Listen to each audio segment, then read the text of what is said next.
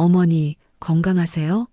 요즘 날씨가 추워졌으니 감기 조심하시고 오늘 저녁에는 따뜻한 국물 드세요. 안녕하세요. 시니어 여러분, 오늘 영상을 시청하기 전에 구독과 좋아요 버튼을 먼저 눌러주시면 정말 큰 힘이 됩니다. 여러분의 소중한 구독과 좋아요 더 많은 분들께 이 영상이 전달되는데 큰 도움이 되거든요. 그럼 오늘의 주제를 말씀드릴게요. 어머니, 건강하세요? 요즘 날씨가 추워졌으니 감기 조심하시고 오늘 저녁에는 따뜻한 국물 드세요. 이렇게 정성껏 긴 메시지를 보냈는데 며느리에게서 돌아온 답장이 고작 이것뿐이라면 어떤 기분이 드시나요? 네, 아니면 이모티콘 하나 마음 한 구석이 허전하고 서운하고 내가 뭘 잘못했나 싶으신가요? 오늘은 바로 이 이야기를 해보려고 합니다. 며느리의 짧은 카톡 답장, 과연 무례한 걸까요? 아니면 우리가 몰랐던 다른 이유가 있는 걸까요? 오늘 영상 끝까지 보시면 여러분의 마음이 한결 가벼워지실 겁니다. 그럼 시작하겠습니다. 오늘도 가족을 위해, 자녀를 위해 마음을 다하시는 우리 시니어 여러분. 요즘 스마트폰으로 카카오톡을 하시는 분들이 정말 많으시죠? 예전에는 전화를 하거나 직접 만나서 안부를 물었다면 이제는 카톡으로 연락하는 시대가 되었습니다. 그런데 이 카톡 때문에 마음 한구석이 헛헛하신 적 많으시지 않나요? 특히 며느리와의 카톡에서 말입니다. 며느리야, 오늘 날씨 좋네. 아침은 잘 먹었니? 우리 손주는 잘 지내고 있고 요즘 일이 많아서 힘들다고 들었는데 너무 무리하지 말고 건강 챙기렴. 필요한 거 있으면 언제든 말하고. 이렇게 정성스럽게 마음을 담아서 긴 메시지를 보냅니다. 손주 생각도 나고 며느리 생각도 나서 좋은 글귀도 찾아보고 예쁜 그림도 골라서 함께 보내죠. 그런데 한참 뒤에 돌아온 답장이 이렇습니다. 네, 어머니. 혹은 감사합니다. 아니면 하트 이모티콘 하나. 이럴 때 솔직히 기분이 어떠신가요? 아, 내가 너무 긴 글을 보낸 건가? 내가 뭔가 잘못 말한 건가? 혹시 나를 귀찮아하는 건 아닐까? 나를 무시하는 건가? 이런 생각들이 머릿속을 맴돕니다.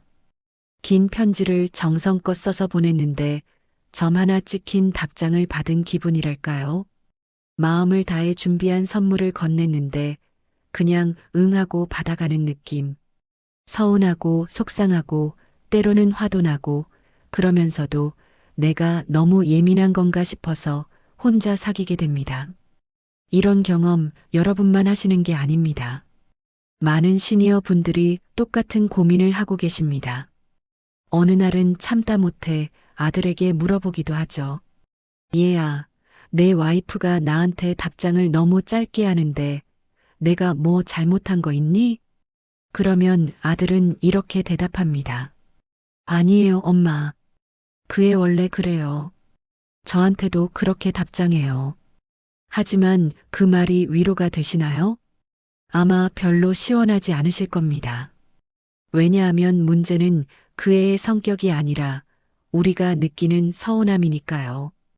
그렇다면 이 서운함의 정체는 무엇일까요? 정말로 며느리가 나를 무시하거나 귀찮아해서 그런 걸까요?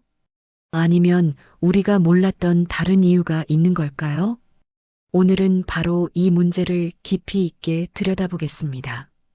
결론부터 말씀드리면 이건 사랑의 크기 문제가 아닙니다. 며느리가 시어머니를 미워해서도 아니고 무시해서도 아닙니다. 이건 바로 소통 방식의 차이 때문입니다. 정확히 말하면 서로가 생각하는 소통의 온도 차라고 할 수 있죠. 우리 시니어 세대에게 카카오톡은 무엇인가요? 그건 단순한 메시지 전달 수단이 아닙니다. 우리에게 카톡은 편지의 연장선입니다. 예전에 편지를 쓸 때를 생각해 보세요. 편지지를 고르고 펜을 들고 한 글자 한 글자 정성스럽게 적었죠. 받는 사람을 생각하며 안부를 묻고 걱정하는 마음을 담고 응원의 말을 적었습니다. 그리고 그 편지를 받은 사람은 역시 정성껏 답장을 썼습니다. 편지를 주고받는다는 건 마음을 주고받는다는 의미였으니까요. 우리에게 카톡은 바로 그런 것입니다. 디지털 시대의 편지, 정을 나누는 따뜻한 소통의 수단. 그래서 우리는 카톡을 보낼 때도 정성을 다합니다. 긴 문장을 쓰고 좋은 글귀를 찾아서 보내고 예쁜 이미지도 함께 첨부합니다. 그리고 당연히 상대방도 그렇게 답장해 주기를 기대합니다. 내가 정성껏 보냈으니까 상대방도 정성껏 답장해 주는 게 예의라고 생각하는 거죠. 하지만 젊은 세대에게 카톡은 어떤 의미일까요? 이건 충격적일 수도 있는데요. 젊은 세대에게 카톡은 그저 정보를 빠르게 주고받는 도구에 가깝습니다. 편지가 아니라 업무용 메신저에 가까운 거죠. 예를 들어볼까요? 젊은 세대가 친구와 약속을 잡을 때 카톡을 어떻게 쓰는지 아시나요? 오늘 7시 강남역 3번 출구. 이응 키읔. 이렇게 끝입니다. 안녕. 오늘 날씨 좋네. 잘 지냈어? 오랜만에 만나니까 기대된다. 그런데 혹시 7시에 강남역에서 만날 수 있을까? 무리하지 말고 힘들면 다음에 만나도 괜찮아. 이렇게 쓰지 않습니다.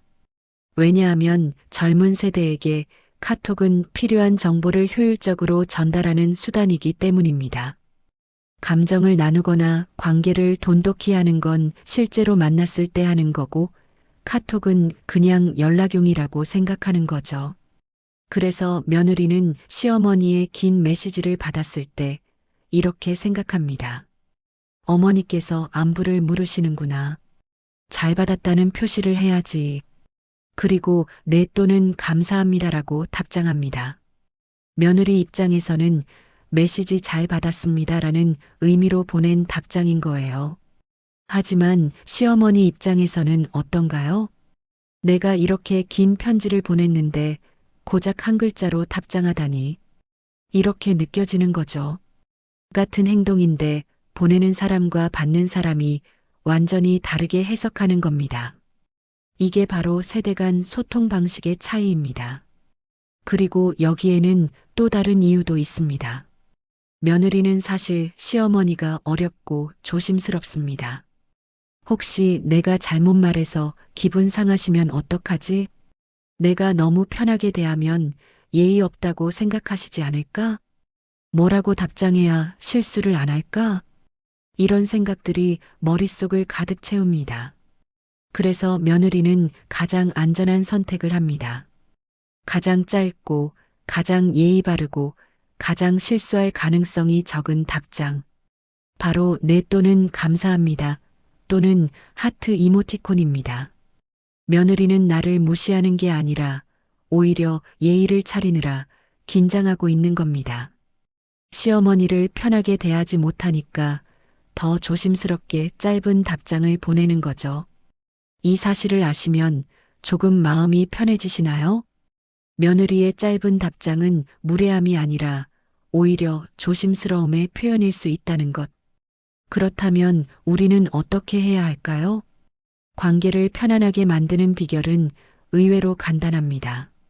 바로 며느리의 단답을 나를 싫어해서가 아니라 그 아이만의 소통 방식으로 인정해 주는 겁니다. 우리 며느리는 원래 말이 짧구나. 이 아이는 카톡을 이렇게 사용하는구나. 이게 이 아이의 스타일이구나. 이렇게 받아들이는 거죠. 그리고 한 걸음 더 나아가서 우리가 먼저 배려를 보여주는 겁니다. 어떻게요? 메시지를 보낼 때 이렇게 한마디 덧붙여 보세요. 며느리야, 오늘 날씨 좋네. 건강 잘 챙기고. 바쁠 텐데 답장 안 해도 돼. 그냥 생각나서 보냈어.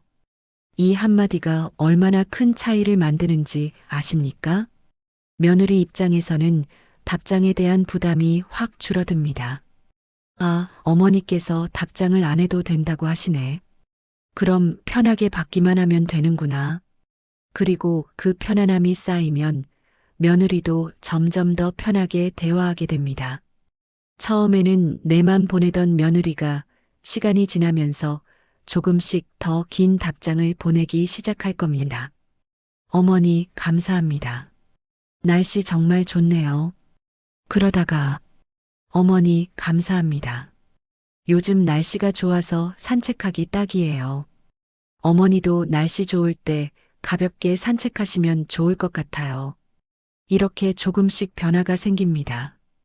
왜냐하면 며느리가 이제 실수해도 괜찮구나, 편하게 대해도 괜찮구나라고 느끼기 시작하기 때문입니다. 반대로 우리가 서운함을 표현하거나 불만을 드러내면 어떻게 될까요? 며느리야, 내가 이렇게 긴 메시지를 보내는데 너는 왜 항상 한마디만 답장하니?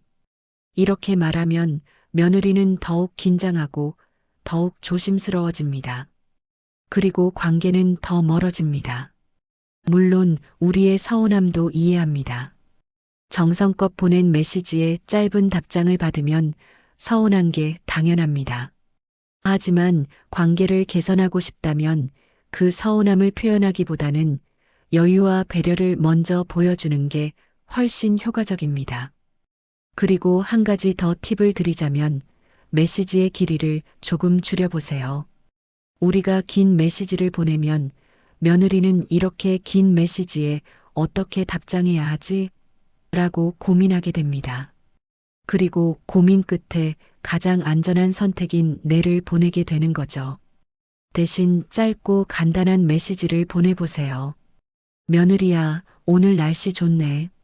건강 챙기고. 이 정도면 충분합니다. 짧지만 마음은 전달됩니다. 그리고 며느리도 부담 없이 답장할 수 있습니다. 네, 어머니도요. 이것만으로도 충분히 따뜻한 소통입니다.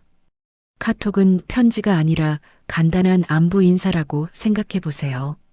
그리고 진짜 깊은 대화는 전화나 직접 만났을 때 나누는 거죠. 카톡으로는 가볍게 안부만 주고받고 한 달에 한 번쯤 전화로 목소리를 듣거나 몇 달에 한 번 직접 만나서 지난 대화를 나누는 겁니다. 이렇게 역할을 나누면 훨씬 편해집니다. 카톡에서 모든 걸 해결하려고 하니까 서운한 거예요. 그럼 이제 구체적으로 어떻게 실천할 수 있는지 정리해 드리겠습니다. 첫 번째, 메시지는 짧고 가볍게 보내세요. 며느리야, 오늘 날씨 좋네. 며느리야, 건강 챙기고. 며느리야, 손주 잘 지내지? 이 정도면 충분합니다. 긴 글귀, 좋은 말씀, 인생 조언은 가끔씩만 보내세요. 매일 보내면 며느리도 부담스럽습니다. 두 번째, 답장을 기대하지 마세요. 답장 안 해도 돼. 그냥 생각나서 보냈어. 이 한마디를 자주 사용하세요.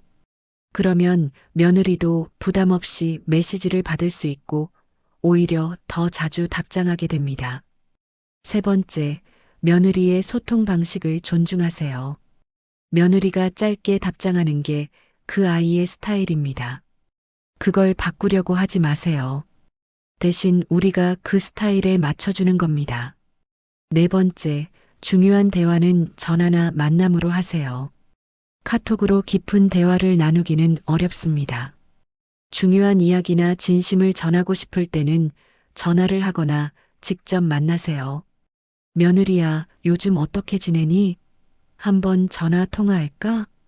이렇게 물어보고 통화하면서 마음을 나누는 겁니다. 다섯 번째, 칭찬과 격려를 자주 하세요. 며느리야, 항상 고마워. 며느리야, 우리 손주 잘 키워줘서 고마워. 며느리야, 힘든 일 많을 텐데 정말 대단해.